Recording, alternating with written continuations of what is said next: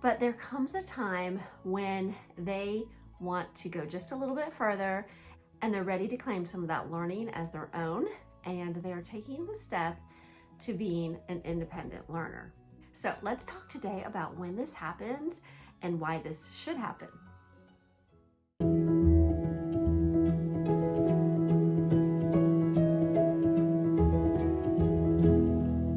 Hi, welcome to Learning with Boys. My name is Rachel. I am a homeschool mom of four boys.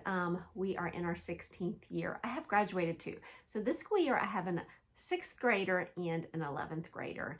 And today I want to talk about getting our children to independent learning. So homeschooling in the early years. Let's talk about that for a minute, because I hear a lot of parents, their question, whether I have read it or have heard it personally, is when are they ready for some independence? I mean, I've read the question as early as parents that have children in kindergarten.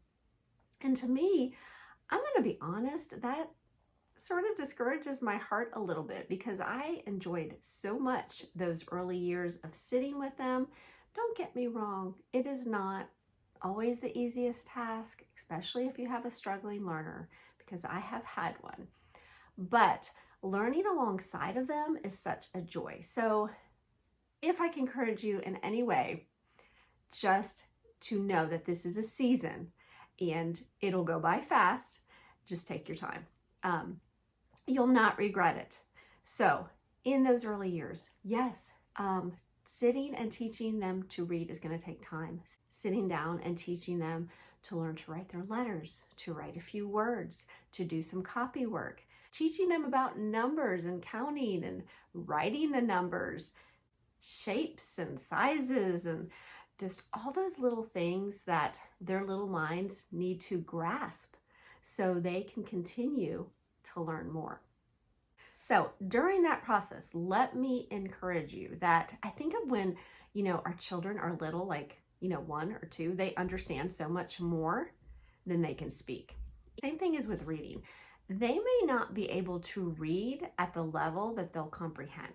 That is why I encourage you to do read alouds, whether it be just something you are doing for science or history, or whether you want to choose a book to read to them during those early years that they will grasp and they will want to listen, and their vocabulary will grow, and that will help when they do come to the point of reading books themselves.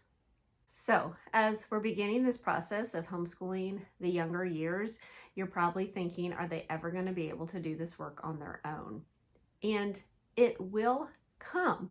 It is not a stroll up a hill through the park. It is a hike up a mountain that sometimes you're going to have to stop and take a breath. And it's just going to be stages. And then when you reach that top, then you get to come down. And guess what? They might get a little bit ahead of you, and that's when the independent learning begins. So when is this going to start? When do I get to the top of the mountain? I want to encourage you that really your kids really need to be reading pretty independently. Even as they're entering middle school, you want them to be reading out loud, just to be for sure and secure that you're confident in their reading, whether it be something that you're doing history or science together, like I mentioned earlier, or maybe it's just a book that they're reading that you have chosen for them. Sometimes I'll be like, why don't you read a couple paragraphs to me? I just want to make sure that they're where they are at. And maybe you use a reading curriculum. I'll post a video below where I talk about that, because I don't think I ever actually used a specific reading curriculum. But if you do, I think that's great if that works for your child. So that'll give you a better idea of where they are at. Remember, if you're using it for that they need to be reading, that's the whole point, unless there's like comprehension questions at the end that they can answer. So reading, writing, being able to do the copy work. We do a lot of copy work when they're younger from just a whiteboard. And what I usually encourage is they actually need to be able to read what they're writing. It's sort of pointless if they can't read it. So that's why we use a lot of copy work. Make sure they understand what they're copying, what they're writing. And then with math, Really just having the basic skills down. Now, math is something, we use Math UC. So with some of my boys, they just had to watch the video once a week. I explained a few things and they had it. They could do the papers every day. They might have a question or two, or I would check it. They might miss something, but it's usually pretty independent. But then I have some that I literally needed to sit with. I'll say I had one that I literally needed to sit with longer than the others. So as we're working towards complete independence, getting those concepts down and knowing your child. If you have one that you need to sit with, it's going to take a little bit longer before they are ready. My oldest, he was probably ready for independence at 3rd or 4th grade. He read early, he comprehended things, his mind was always thinking, he could follow a list pretty early. But my second one, he was more my adventurous child. It took a lot for him to sit down and focus on things. He did struggle with math, with writing, and he was a late reader. So it is going to look different for each child. So if you're going by your first child and thinking, well, they were independent by 4th grade, it may look different for the next one. So just be ready for that and be willing to put your time and energy into what your child's needs are. Let me add in here also that as you're beginning to teach your kids and getting them to be somewhat independent, that do not forget that it's just not schoolwork. I know it's also the home management part of it, because you are home all day with them and you're feeding them and you're cleaning and you're doing school. And I know there's that saying, if you want something done right, do it yourself. But as a homeschool mom, you're going to have to learn to let that go for a little while. And you're going to have to teach them to be helpful and let them help you. And I'm saying this to myself because that is very hard for me. I have that personality. If you want it done right, do it yourself.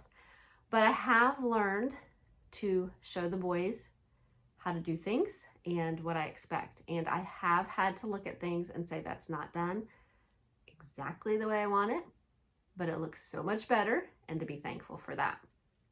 So, and that's just a period that you go through. And just as they are beginning to learn to be independent, they actually do get better at seeing, okay, this is how it needs to be done. This is the way mama likes it.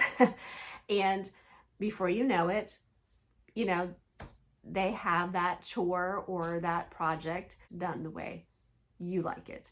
And so the earlier you start that, it is definitely more helpful. Even when you are teaching the kids, you look at the room and think, okay, everybody pick up 10 things. Little kids can do that, and you can learn to teach them to count. There's always fun ways to help them learn to help you and make it fun. And that can start early. And once they realize what's going on, my boys would sometimes get a little competitive, things like that. And then not only am I leaving them a list for school, but I'm leaving them a list of things that they need to have done in the house. And I get to the point where they can just check it off and they know exactly what I'm talking about. Now, that does take a little while. Sometimes I would, write what I wanted done, and then I had to write some details under it. Now, I might still be there, but just in case they want to get started on it before I can help them, they can begin. So I just want to talk about that part of it too, because homeschooling is not just all the academics. There's also so much to learn about life and how to be responsible for what God's given you. And my son started a new economics program and just talking about the stewardship and what God's given to us and how we are to be responsible for what he's given to us. And in the end, as a homeschool mom, I want to mention here too, to find contentment in that. So, and when you do that, that really helps the family dynamics also. So for those 4th, 5th, and 6th grade years, I want to encourage you to still make sure you're checking every day. This is a time that there may be weeks that they've got it. They got the concept, they've got the papers, and they're checking in with you and they did a great job. But there's weeks where there'll be a new concept and they don't quite got it right. And if you wait till the end of the week to check it, then that's a little bit too late. Now it's fixable, but it makes it harder because then you feel like you're backing up a little bit. And you don't want to go back up the hill, right? So try to stay on top of that.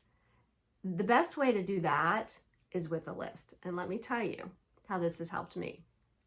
Having a check-off list, when you're giving them independent work and they check it off, or you know that they're done. When my kids say, I'm done, or I'm finished with this, I'll say, let me see your list, okay? So I'll see what's checked off. Hopefully everything is if they said they're done. But still, I want to say, okay, well, let me see this, your math, your grammar, let me see what you got done. I'm going to have to sit down and look at it. Like I said again, it may be something that they're doing well with and you just have to take one look at it. But I suggest you look at it every day at those grades. And they may hand you the check-off list and you realize, wait a minute, you don't have this checked off. They're like, oh yeah, I forgot to do that. So that gives you a better idea if you're staying on top of it every day. So it's just a beginning training period for those middle school and high school years of getting their work done. Now, I have videos. I started videos when my youngest was in 4th grade. So I have videos 4th, 5th, we're in 6th this school year, and how that has gone for us. Now, I've done this with all my boys. It's probably been a little bit different because, like I said, my 2 oldest were very different. My 3rd one was different. Somebody said, you have 4 boys and they're all so different. So keep that in mind when you're homeschooling, even with curriculum. I just want to throw that idea out there because, and the independence might start at different ages, what they're ready for. Now, I can totally see from 4th grade to 6th grade, the growth and maturity of independence for my youngest right now. And it really was just working our way there. And it does take time. Now, there was a period of time where it's going to be a little bit more difficult when you're working with your oldest and you have several younger ones. Now, I was blessed. My oldest, like I said, had an independent mind and spirit. He read well, he could think well. But then I had my 2nd one and my 3rd one. My 3rd one had to be very patient with me as I was trying to work with his older brother. And sometimes I felt like, was I getting behind with my 3rd one? Because I couldn't get this 2nd one to get independent. But somebody said to me one time that God gave, and I've said this before in my videos, I know I have, because I try to encourage mamas with this, that God gave you your children in the order He knew was best and what they would handle and what they needed in their growth of life. I feel like God is preparing them for something, and even in these baby steps of teaching them independence is training for them for whatever God has for them in the future. So keep that in mind. Don't get discouraged. Just keep doing the best that you know how to, and know that if you're doing the right thing in giving them the best direction, you know how, you're taking your time, being patient with them, helping them through it at their level, that they will get there, believe it or not. So last one is in 6th grade, and I just amazed. I was a little bit worried. The curriculum we're using this school year is, I don't want to say it's one of the more difficult ones because it is resurrection to reformation. It's a lot of the history of that era, but I am thankful that he is comprehending a lot of it, and really I can leave him a list and he knows what to do. And I'm thankful for that. And that should just continue to improve over the next couple years. So then we get into high school, middle school and high school, and like I said, it should just continue. But remember, there may be new subjects like economics and government and world religion. So there will be other things that, you could do it independently, but let's talk about how independent do we want them to be? All right, I do want them to be pretty independent. But on the other hand, as they are teens and you're getting ready, you're training them into adulthood, I feel like they need someone to talk to and discuss what they're reading and talking about. So let me stop here and talk about, I don't really like to leave them completely independent. My 11th grader will still bring me books to read and we'll read together.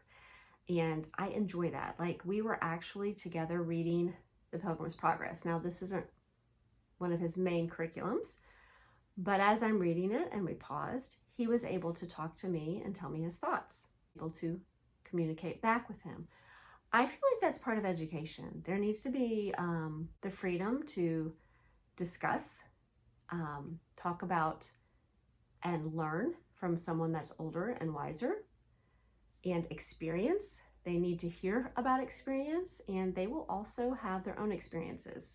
So there is a lot of learning in just working with your child, whether it be one-on-one or whether, like my 6th graders with me, or whether it be, as a unity, as a family, having, whether it be Bible time or you're maybe working on economics together and you're all discussing what's going on. I really feel like I don't want to put my high schooler in like a room to do his work all day and not know what's going on, because I want to be a part of it. And I feel like they need someone besides, even if they're doing an online program and they're listening to a teacher, they need to speak it out and talk about it. And I almost wish that's how I learned, because I went to a Christian school, but we just read in a book and took a test. We never discussed anything. And I think if I did that, it would have been more personable to me. I would have remembered more. So just don't leave them hanging. Like, they can be independent on the work, but be there almost as a partner as they're going into high school. So I want to hopefully made that clear on my thoughts on that, because I do feel like it's important. So I really hope this video helped you sort of understand how getting your kid to work independently works. And homeschooling is a full-time job. Even when you're in the high school years, you are with them, you are helping them and guiding them and teaching them as they become adults.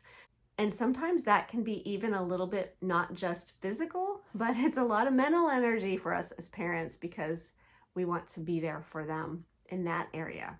But if you have any specific questions or concerns or struggles, I would love to hear about them. If there's anything I can say or do to help, or maybe there's somebody else that is a seasoned homeschool mom that would like to comment below. We would love to hear from you. So I do appreciate you all watching, and I do enjoy sharing homeschool content. And if you have not subscribed yet, do that. That would encourage me so much. And if this video was helpful, I hope that you'll give it a thumbs up. That would help my channel. So, all right, I hope you all have a wonderful week, and we will talk to you again soon.